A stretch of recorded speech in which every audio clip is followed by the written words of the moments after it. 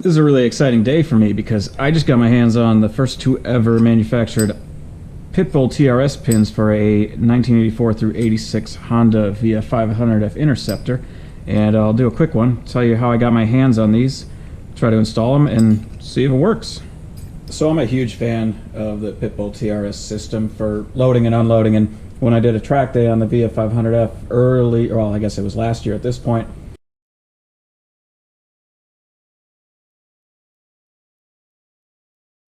one of the most annoying things was putting that thing on the trailer. I shouldn't even say annoying, because putting it on and off the trailer isn't that big a deal, but I hate driving it without having I'm worried about something getting loose or whatnot, so I normally put the backsley chalk on the trailer and then go for it. And I actually had an issue when I was coming back. I actually pulled a piece of the bike off that I'd strapped it to, and the thing bounces around. So I'm so used to being able to use my thing for the SV650, so this has SV650 pins in it, and it just takes so much hassle out of it. So after I got back, I thought about it for a while, and I emailed Pitbull, and I was like, I know you guys don't make pins for the VF500F.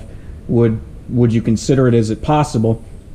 And they said, yeah, just send us an axle and send us a bunch of pictures. So I took a bunch of measurements. I bought this axle on eBay, cleaned it up. I put this one in the bike, torqued it so I know how far this nut was in, marked the nut, sent this axle to them, and then a couple months later they came back with this. So it's 3 pieces.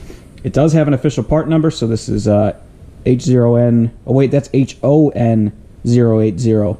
So I have that wrong. That's what it was. That's what it said on the thing.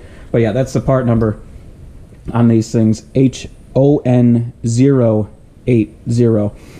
So those will go into here, and then it comes with this third piece. This is why I had to pull the axle, so that's the axle I'm going to be actually installing back into it. I need the cup so that when these pins go into it, so this is a 17 millimeter on here, this will go in there, the axle will lock it in there, the other pin will lock in there. So hopefully I gave them correct measurements. I brought this over because I thought it was funny. If anybody ends up buying one of these, one of the things they say is we do not always have full access to every motorcycle we build our pin kits for. We sometimes get fitment info from customers. Thanks for good feedback. So if you end up buying these in the future and they don't fit right, it's because I fucked it up. So I'm going to install this on the bike. Basically, I just had to pull the rear axle. The only reason I had to pull the rear axle is because I need to get this cup on there, put it back through, then we should be able to lock it in.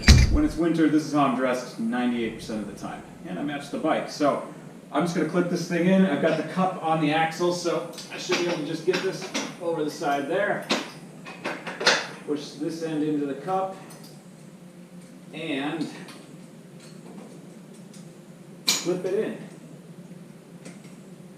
And that's it. It's ready to go. I'll show you from the other side. All right, I'll show you the locking part on the right. This is the cup installed on the axle. If you're wondering why these axle adjusters are flipped upside down, it's because I was kind of curious, because I kind of like how they look better, and functionally it doesn't matter. But yeah, they are upside down. So this will go into the cup. Then there's the hole here. And I'll take my pin, put it over and through, clip that, and that's it.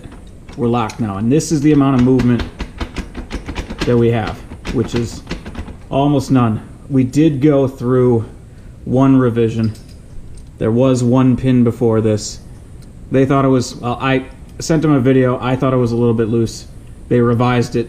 We've now got the right pin, and this is going to be good. So that's the Pitbull installed on the Honda VF500F. This piece will lock into these, which are mounted to a trailer, which I don't have my trailer here, and then it's not going to go anywhere.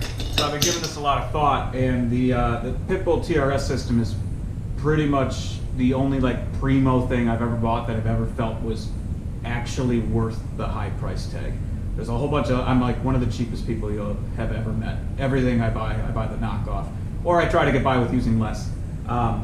These things are seriously awesome. So if you haven't tried them yet, I know it's a hefty price tag. You're probably in for like $400 for the thing, and there's some installation and whatnot, but legitimately these things make life so much easier. So if you got a Honda 500 and you're thinking about it, I think you ought to give it a shot. So you watched this far. Thanks for watching.